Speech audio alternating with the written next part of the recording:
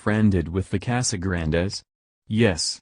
This episode from The Loud House rocks. This is first pilot episode of the Casagrandes. Here are the reasons why I like this episode. At Act 1, at Great Lakes City, Ronnie Ann is prepared to spend her day at the park to practice her skateboarding skills. Rose announces that the apartment above is available, and as the manager of the building, she has to advertise for it. After greeting her family, and assisting them a bit, Ronnie Ann heads out.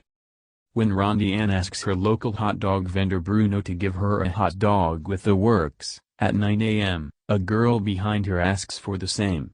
Further down the sidewalk, Ronnie Ann attempts to jump over a fire hydrant and succeeds.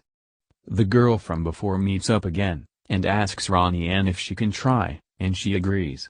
However, when doing the trick, she ends up rolling backwards and nearly crashes into a statue.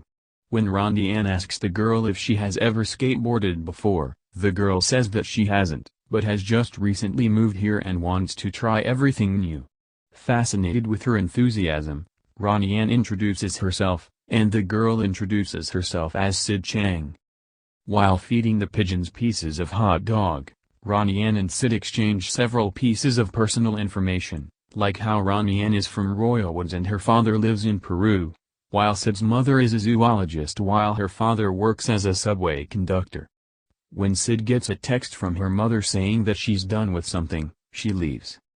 Sometime later, Ronnie Ann exits the bodega and discovers Sid sitting on the front steps of the apartment, saying that her family is considering on living here. Realizing that they might be potential neighbors, Ronnie Ann pleads with Rosa to give the apartment to the Changs, but Rosa says that she doesn't have the power to do so, since she doesn't own the building. Ronnie Ann tells her cousins about the Changs, and they all express gratitude with them, since each one of them has a quirk that they like. Seeing how they all express the same desire for the Changs to live in the apartment, Ronnie Ann suggests that they try to dissuade any potential tenants from seeing the apartment. This ranges from Ronnie Ann and Carlita going around town to take down any flyers that Rosa put up, Bobby and Carl driving tenants away through several tactics, and CJ keeping Rosa distracted. When Rosa discovers that no one has come to see the apartment, she attempts to call the building owner, Mr. Scully, to consider giving the apartment to the Changs, but Mr. Scully calls her first, saying that he's sending someone over to look at the apartment, whom he is friends with, much to the dismay of Ronnie Ann. And Act 2, when Rosa discovers that no one has come to see the apartment, she attempts to call the building owner, Mr. Scully, to consider giving the apartment to the Changs, but Mr. Scully calls her first, saying that he's sending someone over to look at the apartment, whom he is friends with, much to the dismay of Ronnie Ann. Act 2. As the kids start to mope at the fact that they might not get the Changs as their new neighbors because of the people Mr. Scully is sending over, Ronnie Ann comes up with a new plan. They'll make the apartment look as terrible as possible and she'll show them around instead of Rosa. Then plan is set in motion by Carl opening the fridge, which catches Rosa's attention. When Carl hugs Rosa, he sneakily takes the apartment keys out of her pocket and hands it over to Lalo, who then hands it over to Ronnie Ann and Sid. When Carl passes out from eating too much food, Carla distracts Rosa by asking for a fortune reading to see if a boy she likes her back. In the apartment, Ronnie Ann and Sid make the room look as terrible as possible by painting huge cracks and holes on the walls, gluing the windows wide open, and placing several stinky items in different rooms of the apartment.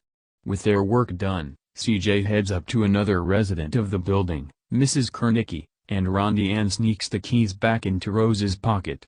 At that moment, the people Mr. Scully sent over, the Reynolds, arrive to the apartment, and in another effort to distract her, Ronnie Ann and Carlita fake that Carl has gotten ill, and Ronnie Ann offers to show the Reynolds around. Ronnie Ann shows Mr. and Mrs. Reynolds the apartment, and they are horrified at its dilapidated state.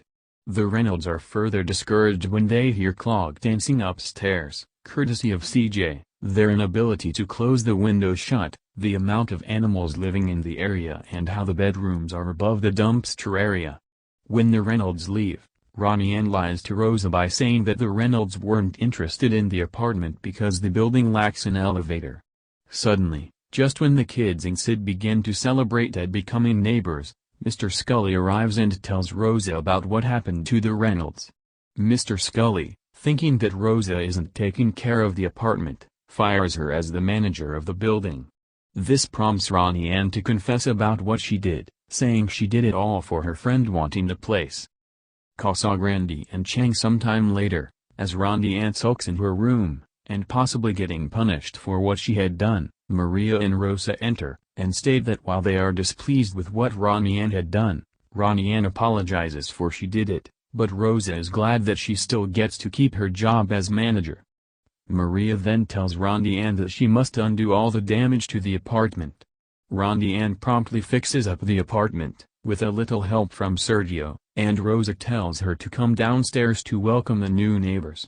At the entrance, a moving truck arrives, and the one sitting in the passenger seat is revealed to be Sid.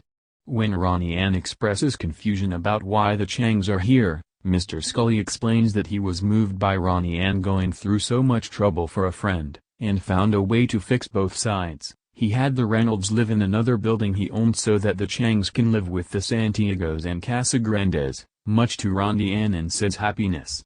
As the episode ends, I have to say that episode is the best episode for Season 4 of The Loud House, when The Loud House has its own spin-off called The Casagrandes, which The Casagrandes premiered on Nickelodeon on October 14, 2019. I don't know who likes or hates this episode, so I'm just going to leave it be. Friended with The Casagrandes rocks. And so does Face the Music with The Casagrandes. The Greenhouse sucks. End of salute.